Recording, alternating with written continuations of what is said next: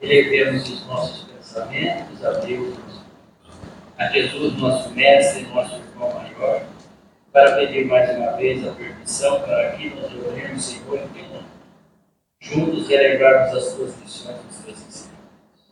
Te pedimos o amparo, a proteção, o acréscimo de entendimento, a fim de que as palavras da nossa irmã Cláudia possam encontrar em nós uma terra mais propícia para germinar, quer dizer, reproduzir o bem que aqui recebemos aos irmãos que de nós se aproximarem e àqueles todos que chegarmos através dos nossos pensamentos. Pedimos, Senhor, por aqueles irmãos encarnados que deixaram o seu nome na caixinha para essa comunidade, que estão solicitando um socorro e um amparo, que essa espiritualidade superior em teu nome possa levar-nos aquilo que realmente necessitamos. Não só a eles, mas a nós mesmos, que possamos estar atravessando um momento necessitando de uma energia dessa espiritualidade para nós.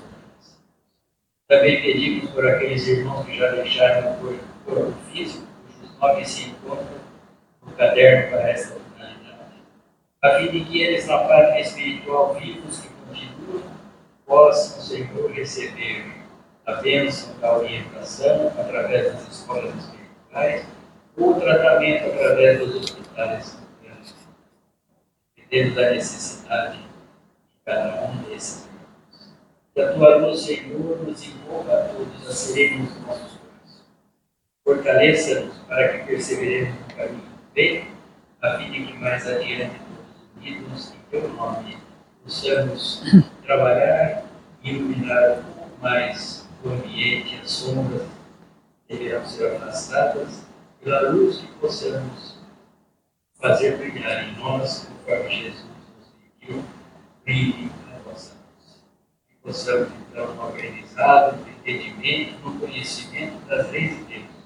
São leis de amor, de fraternidade, de caridade, aprender a exercitar e a praticar essas leis, todos os instantes da vida. Que possamos, então, pedir também que a nossa irmã própria seja ainda mais inspirada para que a língua que preparou possa produzir em nós aquele despertar que necessitamos. Abramos os nossos ouvidos espirituais para ouvir a mensagem da noite. Que assim seja, graças a Deus. Graças a Deus. O som tá bom? Cláudia? Vai passar o pode ser sim, como pode ser não. Pode ser. Eu não gosto daquele, eu não consigo pôr que ela é. Ah, é? Não faz, eu sou pequenininho. Ligou. Boa noite a todos. Primeiro eu gostaria de agradecer a oportunidade de poder compartilhar das minhas reflexões, né, na noite de hoje. E que bom que escolheram estar aqui conosco. É uma alegria. Eu peço licença para a espiritualidade aqui presente para que possamos iniciar as nossas reflexões. Reflexões essas que trago do Evangelho segundo o Espiritismo, capítulo 17, Sede perfeitos. Mais diretamente no item 3, que trata do homem de bem. E Kardec, ele começa nesse capítulo dizendo que o verdadeiro homem de bem é aquele que cumpre a lei de justiça, de amor e de caridade. E nós vemos que o que mais se ouve hoje em dia são as pessoas se queixando, quase que desistindo de serem boas. Porque ser bom hoje parece não trazer nenhum benefício, nenhum resultado diante dos fatos que nós estamos presenciando aí fora. E hoje nós vivemos num mundo em que o egoísmo se alastrou com tanta força e que o orgulho cresceu de uma maneira tão grandiosa que muitas pessoas, às vezes, desistem de ser honestos, de ser bom, de fazer o bem. E tudo isso, às vezes, para alguns, é sinônimo de tolice, sabe? Porque o mundo, ele virou o mundo dos espertos, daqueles que agem às escondidas, com planos, sempre com segundas intenções, e muitas vezes com aplauso e apoio de multidões. No entanto, quando nós olhamos com o olhar espiritual, nós sabemos que a justificativa da bondade é a nossa essência. Como diz uma história zen budista, que um mestre, ele caminhava com seu discípulo às margens de um rio e nessa caminhada ele encontrou um escorpião que havia caído no rio e estava morrendo afogado. O mestre abaixou, pegou o escorpião, tirou da água, colocou na beira do rio. No que ele colocou o escorpião na beira do rio, o escorpião picou a sua mão. O discípulo olhou e falou: mas mestre, que loucura é essa? O senhor não sabe que é da natureza do escorpião picar? E ele virou para o discípulo e disse: você não sabe que é da minha natureza ajudar? A questão é, por nós sermos espíritos imortais, por sermos filhos de Deus, que é a suprema inteligência, né, suprema bondade, nós não conseguiremos viver como espíritos imortais que somos se nós não formos bons. Como, por exemplo, se nós não perdoarmos, nós vamos adoecer. Se nós não exercermos a bondade, nós vamos sentir tédio. Se nós não formos fraternos, nós vamos sofrer de solidão e de depressão.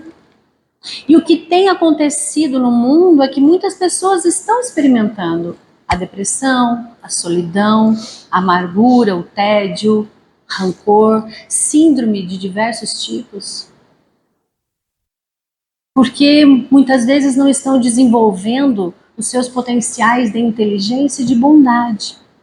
Porque felicidade não é o que nós acumulamos aqui. Felicidade é o que nós compartilhamos. E nós já sabemos disso.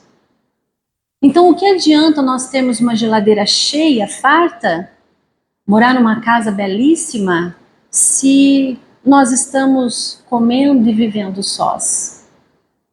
Porque o bom da refeição é poder compartilhar. E nós somos criados para o compartilhamento. E é por essa razão que lá no Evangelho segundo o Espiritismo, Kardec escreve nesse item 3, que ao meu ver é um item maravilhoso. Ele fala que o homem de bem, né, lá fala do homem de bem, e ele descreve todas as virtudes que eram possíveis colocar naquele tempo, naquele momento, e ele ainda finaliza dizendo que é claro que o homem de bem tem mais virtudes do que aquelas, mas aquele que já estiver nestas virtudes já está no caminho de adquirir as outras. E aí, quando nós lemos esse item, nós olhamos para aquelas virtudes que fala lá, imaginamos que se trata aí de um super-homem ou de uma Mulher Maravilha, né, de alguém muito distante de nós. Mas nós vemos que aquele homem de bem somos nós. Este é o nosso DNA, porque nós somos filhos de um Criador, como eu já disse, que é inteligência e bondade suprema. Então, é a nossa natureza, não dá para negar. Nós somos criados para atingir essa perfeição e para vivermos a felicidade.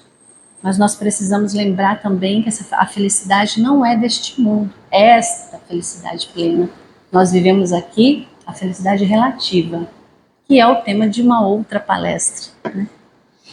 Então nós, espíritas, acreditamos que o espiritismo ele é o consolador prometido, porque ele nos dá condições de entender e desenvolver essas potências, as qualidades do espírito. E quais são, né, essas qualidades? De quais nós estamos falando? Nós estamos falando das potencialidades do espírito como o pensamento, a vontade, a inteligência, a bondade, entre outras tantas. Então você será bom porque a bondade é a única coisa que permanece para sempre no espírito. Por mais ruim que seja a pessoa que você possa imaginar, um dia ela vai cansar e ela vai fazer o bem.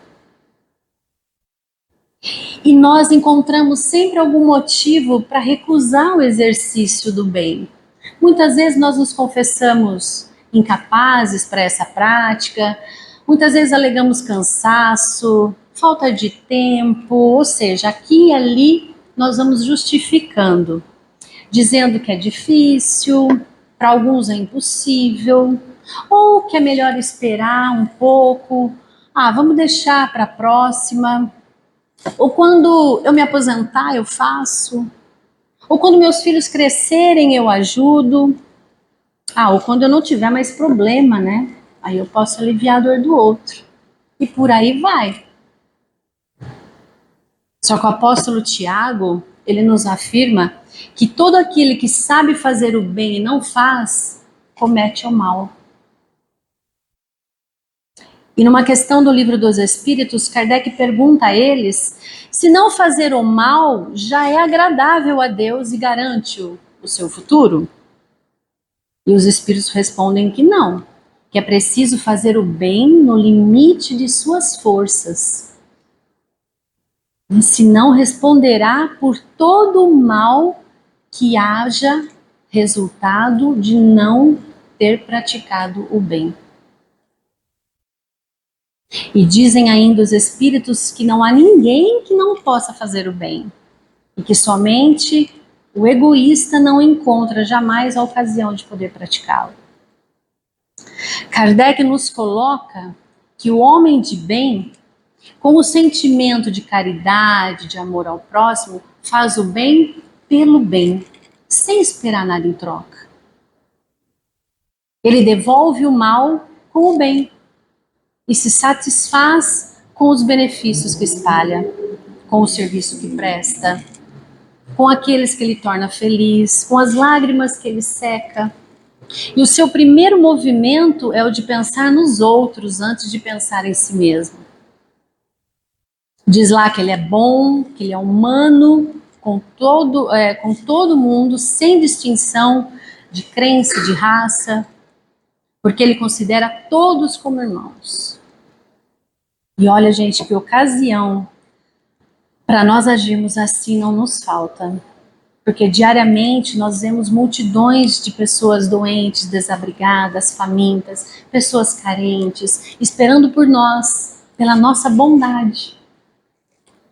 Por exemplo, se nós encontramos uma pessoa necessitada de auxílio material, como, por exemplo, roupas, alimentos, ou até mesmo alguma ajuda financeira, e nós providenciamos para que essa pessoa se sinta melhor, simplesmente em troca da satisfação de vê-la bem. Isso nos traz um resultado incalculável de satisfação pessoal. Se nós encontramos alguém angustiado, nervoso, com medo de alguma coisa, e nós doamos um tempo nosso em ajudar, em ouvir, ou auxiliar, levar algum consolo para essa pessoa, com a intenção só de aliviar o seu sofrimento. Isso nos causa uma descarga de serotonina no nosso organismo, que nos traz aí uma alegria sem tamanho. Só quem já passou por esse tipo de realização consegue julgar a pureza da emoção que domina. O encanto particular de nós podemos ser ajudantes ativos na vitória do outro. Talvez esse tipo de atitude possa ajudar até algumas pessoas a resgatar a confiança em Deus. E isso só depende da nossa vontade. Porque é preferível ajudar do que ser ajudado, não é? Mas são raras as pessoas que param e se perguntam o que é fazer o bem e o que é fazer o mal. Então, como fazer para saber? O bem é tudo aquilo que está de acordo com a lei de Deus, nos ensina a doutrina espírita. E o mal é tudo aquilo que dela se afasta. Simples, não é? Deus nos deu inteligência para nós distinguirmos as várias situações que nós passamos na vida e fazemos os outros passarem. E essa percepção é o nosso termômetro para identificar o bem e o mal. O mal é tudo de bom para mim. Só para mim. E o bem é tudo de bom para todos. E Jesus já nos disse isso, né? Veja o que quereis que vos fizessem ou não, e assim saberemos. Ou seja, faça ao outro aquilo que você quer para você. Parece simples o que nos disse Jesus, e realmente é simples. Se nós treinarmos sempre no nosso dia a dia os ensinamentos que ele nos trouxe já há mais de 2025 anos, 26 anos, né? Se nós observarmos as nossas atitudes, nós vamos percebendo se nós fazemos mais mal ou mais bem no nosso dia a dia. Ah, mas alguém pode estar pensando aí entre vocês, mas Cláudia, eu não faço mal nenhum no meu dia a dia. Nós já paramos para observar? Se não, podemos dar alguns exemplos. O mal, ele é prosperidade, amor, alegria e bem-estar só para mim. O bem, ele é prosperidade, amor, alegria, bem-estar para todos que estão ao meu convívio, meu próximo. E nós podemos ver alguns exemplos no nosso dia a dia. Por exemplo, fazer o bem. Ajudar um idoso a atravessar a rua, devolver algo que não nos pertence. E o mal no dia a dia? Furar a fila porque ninguém vai perceber. Humilhar alguém com palavras, espalhar fofoca. E nas redes sociais, o que é fazer o bem? Compartilhar mensagens que edificam, usar a internet para aprender, né, e ensinar algo útil. E o que é fazer o mal? Praticar o cyberbullying, né, divulgar notícias falsas, expor a vida alheia para criar polêmica. E no trabalho, o bem, agir com honestidade, mesmo sem supervisão, colaborar com a equipe, reconhecer o mérito do outro. E o mal no trabalho, prejudicar um colega por inveja, mentir para obter vantagem, trabalhar com má vontade prejudicando os demais. E na família, o que é fazer o bem? Exercitar paciência e diálogo, perdoar os erros, cuidar daqueles mais necessitados. E o mal na família?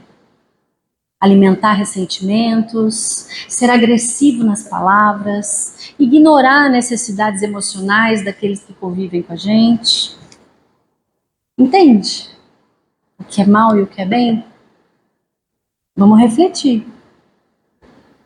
E pergunta Kardec aos espíritos: por que o mal se encontra então na natureza das coisas?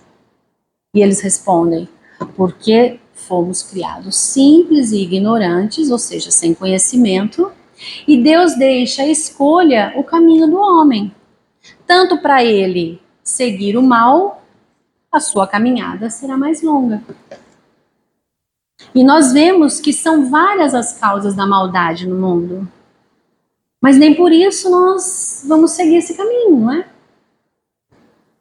Existe o desequilíbrio econômico, os preconceitos sociais, os vícios morais, a falta de educação, o desregramento na conduta familiar e principalmente o excesso do materialismo.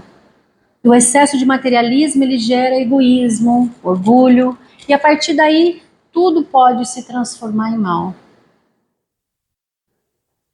E tem mais, André Luiz, através da mediunidade de Chico, ele dizia que o mal não merece comentário algum e que nós não devemos perder tempo falando dos maus acontecimentos, muito menos compartilhar, não é? Porque tudo isso traz perturbação à nossa mente, fazendo com que nós despejemos ondas vibratórias negativas no ambiente que nós estivermos. Então, quando nós nos preocupamos com o que está fora de nós, ou seja, o outro, a vida do outro, os problemas do mundo lá fora, sem tomarmos uma atitude para ajudar, só se preocupar, nós vamos produzindo lixo mental em nós. E lixo mental nos adoece. E como se proteger disso, então? Estou falando um problema, mas tem que trazer uma solução, não é? Se ocupando, né, da sua própria vida, da sua saúde. Porque o que você pode fazer para mudar o que está acontecendo lá fora? Dá para reverter alguma coisa? O que está fora do nosso controle, a gente consegue mudar? Não conseguimos. E lá na questão 919, Kardec pergunta: pode o homem vencer as suas más tendências ainda nesta vida? E eles respondem que sim, mediante um esforço insignificante, porque o que nos falta é vontade. Veja, o mal depende da vontade que se tem de fazer. E o homem é mais culpado quando melhor sabe o que faz. No livro Código Penal da Vida, no livro Céu e Inferno, no capítulo do Código Penal da Vida Futura, lá ele nos diz que nós somos responsáveis pelos bens não feitos, pelos maus, os males, né, feitos, e pelos males advindos dos bens não feitos. Partindo da premissa de que o mal é a ausência do bem, então, se é isso, todas as vezes que eu não faço o bem, o mal acontece. Então eu sou responsável pelo mal que eu faço e pelo mal do bem que eu não faço. Vejam como é profundo. E vem ao encontro com o que está no Evangelho segundo o Espiritismo, numa mensagem de Paulo, que ele escreve no final de um parágrafo do capítulo 15, que para fazer o bem é necessário a ação da vontade, mas para fazer o mal basta frequentemente a inércia e a negligência. E ele, interessante que ele abre esse raciocínio dizendo que não basta uma virtude negativa, é preciso uma virtude ativa. Então, não fazer o mal é uma virtude negativa, fazer o bem é uma virtude ativa. Mas para fazer o bem é preciso vontade de fazer e não obrigação de fazer o bem. Porque já nos mostra a justiça divina, né? Que ele não olha, Deus não olha o ato, mas sim o sentimento que nutre o ato que estamos praticando. Como também nos coloca Leon Denis, no livro O Problema do Ser, do Destino e da Dor, quando ele diz que quando meus atos são bons, mas os meus pensamentos são maus, existe uma falsa aparência do bem. Então vejam, o mal, ele depende da vontade que se tem de fazer, e o bem também. Então muitas vezes nós precisamos nos perguntar diariamente, e no nosso íntimo, será que eu não faço mal no meu dia a dia? Será que eu estou fazendo realmente o bem que eu preciso fazer? Porque nós vemos aí fora as manifestações de violência física, moral, né, como assassinato, sequestro e tantos outros, guerras que assolam o mundo. E às vezes nos leva a pensar que o mal está levando o melhor. Nossa, o mal está vencendo. Eu escuto pessoas falando que esse mundo tem que acabar, que tem que começar de novo. Mas na realidade, o sintoma de estar mais forte é sinal de desespero e de falsa vitória. Porque o mal praticado pelo homem vai forçando a transformação. Porque como espírito imortal que somos, nós somos submetidos à lei de causa e efeito. Ou seja, colhemos o fruto da nossa semeadura. E da má semeadura como medida corretiva. Porque todo sofrimento advém das faltas que nós cometemos e não da vontade de Deus. Deus não impõe sofrimento a ninguém. Né? Ele não escolhe sofrimento. Que a natureza não joga dados, Deus também não. Causa e efeito é uma lei divina. Podemos acreditar ou não nela. Ela existe. Ela é natural, ela faz parte. Ela é imutável. E a grande maioria tem dificuldade em compreender que o mal é uma transitória criação nossa. Nós criamos o mal. E essa dificuldade muitas vezes está no fato de nós não admitirmos, não entendermos a reencarnação, de não nos olharmos como espíritos que somos. Estamos aqui de passagem. Ou seja, nós acreditamos ou não, né? A existência atual, ela é, e a nossa sociedade em que vivemos, ela reflete as ações das existências passadas também e das atuais. Ou seja, nós colheremos na atualidade o bem e o mal que plantamos em existências passadas e também estamos plantando agora o que iremos colher no futuro. E eu vejo muitas pessoas às vezes perguntando, né, onde está Deus? Que não vê tamanha maldade no mundo. E por que pelo fato da sua vontade ele não transforma tudo? Se ele é poderoso. E aí nós vamos no livro Libertação, de Emmanuel por Chico, que o mentor lá nos explica essa questão muito clara. Ele fala que o Senhor do Universo aperfeiçoa o caráter dos filhos transviados de sua casa, ou seja, aqueles que não respeitaram, usando corações endurecidos temporariamente afastados de sua obra. Ele diz: enganam-se, portanto, os homens maus quando acreditam que estão trabalhando contra o bem, porque na realidade são ferramentas divinas a serviço da lei de evolução, que faz com que todos nós sejamos conduzidos a Deus. Então, o próprio homem é um instrumento de que Deus se serve para atingir seus fins, que é a perfeição de todos nós. Porque o mal é o bem doente. Como já disse Paulo em sua carta aos Romanos, o bem está em mim. O fazer, nem sempre. Por isso, nem sempre eu faço o bem que eu quero. Mas o mal que eu não quero, eu acabo fazendo. Mas veja, o bem está sempre em nós. E Kardec, preocupado com a maldade humana, ele interrogou os espíritos. Ele disse: bastante grande é a perversidade do homem. Não parece que, pelo menos do ponto de vista moral, em vez de avançar, eles estão recuando? Ou seja, em vez de a gente evoluir, a gente está regredindo? Naquela época, hein, gente? Imagine agora se Kardec estivesse entre nós. E eles respondem: enganastes.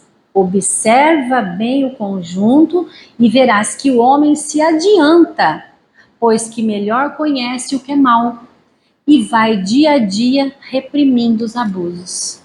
Ele diz: faz necessário que o mal chegue ao excesso para tornar compreensível a necessidade do bem e das reformas. A resposta dos espíritos aqui foi profética, porque o bem, ele nunca esteve tão presente entre nós, à medida que o mal se excede. E a gente, é claro, a gente vê também na nossa sociedade. Não precisamos ir muito longe. 50 anos atrás, se nós olharmos, nós não tínhamos leis que temos hoje. Nós não tínhamos a lei que protege a criança, o adolescente, o idoso, a Lei Maria da Penha, a lei de proteção aos animais, a natureza e tantas outras leis. Todas essas leis e avanços sentimentais surgiram em razão do abuso descontrolado, da ganância, do egoísmo e da desumanidade de alguns. A Terra, ela é a escola milenar da nossa recuperação. Aqui estão os espíritos que se rebelou contra o regimento divino. que por sinal somos nós que estamos aqui. E para que o planeta passe para a condição de escola regeneradora, nada mais justo que sejamos submetidos ao processo de burilamento, não é? Como um diamante, quando ele é tirado da terra, ele é sem brilho, ele tem que passar pelo buril, pela lixa, pela dor, para ele ficar bem, né? E isso vai exigindo de nós o exercício da paciência, da fé com obras, do amor ao próximo, da justiça social. Então não é simples, porque se fosse, nós não estaríamos aqui encarnados num mundo de expiações e provas. Mas está em nossas mãos fazer o bem. Estamos aqui no momento certo, com as pessoas certas, para fazer a coisa certa. O detalhe é fazer o certo. Mas como está lá no Livro dos Espíritos, a evolução se dá gradativamente. Só nos cabe começar. Porque ninguém encarna para sofrer. Encarna e sofre, mas não encarna para sofrer. Não é esse o nosso objetivo. Deus impõe a encarnação para que a gente progrida. Então é preciso, é necessário fazer o bem no limite das nossas próprias forças. Porque cada um de nós responderá por todo o mal que tiver acontecido por causa do bem que nós deixamos de fazer. E o mérito do bem é relativo à dificuldade que cada um tem. Ou seja, não há mérito em eu fazer o bem quando não me custa nada. Para Deus vale mais aquele que doa porque vai lhe faltar, né, ou coisas materiais, ou o seu tempo, do que aquele que dá do que sobra. Então, pratiquemos o bem. E à medida que nós formos nos conscientizando dessa prática, e através do nosso comportamento, nós vamos passando a nos iluminar, a ponto de um dia, essa iluminação será capaz de iluminar a vida de milhões, como disse Gandhi, né? Uma vez ele disse que quando você atinge a plenitude do amor, você consegue neutralizar o ódio de milhões. E se você tem uma pessoa que não gosta de você, um inimigo na sua vida, o melhor remédio é o amor. É orar por ele. É desejar amor do fundo do seu coração. Isso vai trazer um benefício enorme para você primeiro e depois para outra pessoa. Só que lembremos que a prática do bem, ela não isenta de nós enfrentarmos o mal que nós cometemos no passado. Muitas pessoas falam, nossa, a pessoa é tão boa, só faz o bem, olha como sofre. Mas o que ela fez nas outras passadas? Nós não sabemos, graças a Deus, né? Senão não ia ter convivência se soubéssemos. Mas como disse Chico uma vez, né? Toda vez que a justiça divina nos procura para acerto de contas, ou seja, você vai ter que pagar o mal que você cometeu, se ela nos encontra trabalhando em benefício dos outros, manda a misericórdia divina que a cobrança seja suspensa por tempo indeterminado. Então nós vamos concluindo, meus irmãos, que quando nós falamos de bem, de mal, nós não estamos falando de monstros, de anjos distantes. O mal, ele não chega gritando, ele sussurra. Ele se apresenta como desculpa, como orgulho ferido, como só dessa vez. E o bem quase sempre é silencioso. É aquela palavra que nós seguramos para não ferir o outro. É o perdão que nós oferecemos, mesmo com o coração ainda doendo. É a caridade que ninguém vê. E na doutrina espírita nós aprendemos que nós somos responsáveis pelas nossas escolhas. Não pelas escolhas do mundo, mas pelas nossas. Talvez nós não possamos acabar com as guerras lá fora, mas nós podemos encerrar a guerra dentro de nós. Talvez nós não possamos mudar todas as injustiças que existem, mas podemos ser justos. Talvez nós não possamos impedir toda a maldade, mas podemos decidir que hoje, que ela não passará por nós. Porque no final da nossa vida, não seremos perguntados quantas vezes tivemos razão, mas quantas vezes escolhemos amar. E quando nós, espíritos, retornarmos à pátria espiritual, não levaremos cargo, dinheiro ou aplausos. Nós levaremos as escolhas que fizemos no silêncio da nossa consciência. Então, que possamos sair daqui hoje decididos a escolher o bem. Não porque é fácil, mas porque é o caminho que nos aproxima mais de Deus. E se amanhã nós falharmos, que tenhamos humildade para recomeçar de novo. Porque enquanto houver arrependimento sincero, há esperança. Enquanto houver esforço, há crescimento. Enquanto houver amor, há luz.